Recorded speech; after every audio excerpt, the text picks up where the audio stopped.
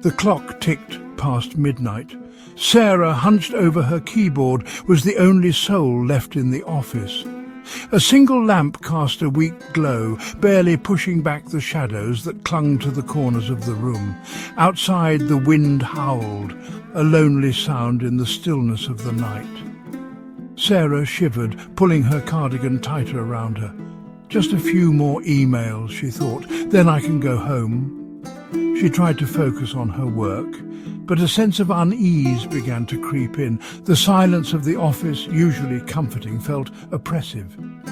Every creak of the floorboards, every rustle of paper in the nearby printer tray, sent a jolt of fear through her. Sarah shook her head, trying to dismiss the feeling. It's just the wind, she told herself, just the old building settling. A faint noise, barely audible, reached her ears. A whisper. Sarah paused, holding her breath, listening intently.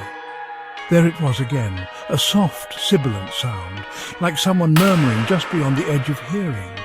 She strained to make out words, but the whispers remained tantalizingly unclear. The whispers seemed to be coming from all around her now, growing louder, more insistent. Sarah felt a prickle of fear on the back of her neck. She swiveled in her chair, scanning the darkened office, her heart pounding. There was nothing there, just shadows and the faint hum of the computer. Suddenly her phone buzzed on the desk, the unexpected sound making her jump. It was a text message from an unknown number. "Why won't you look?" it read. Sarah stared at the message, her blood turning to ice. Fear, sharp and cold, gripped her. Who was sending these messages? How did they know she felt watched? Her fingers trembled as she typed a reply. "Who is this?" she sent, her heart pounding in her chest. The reply was instant. "Look behind you," it said. The air in the office seemed to crackle with a strange energy. Sarah's breath caught in her throat. She didn't want to look. She didn't want to know.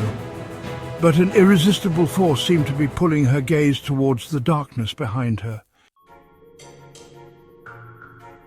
As if in a trance, Sarah slowly lifted her phone, turning it slightly so that the screen faced the space behind her.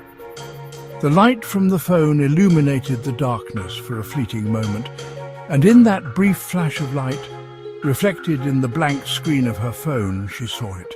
A towering, shadowy figure, its eyes glowing an eerie red. A scream died in her throat. The phone clattered to the desk, the screen going dark. There was a deafening roar, the sound of shattering glass, and then silence. The only sound was the faint, high-pitched whine of the computer monitor, now displaying a single chilling message. "You saw. Static.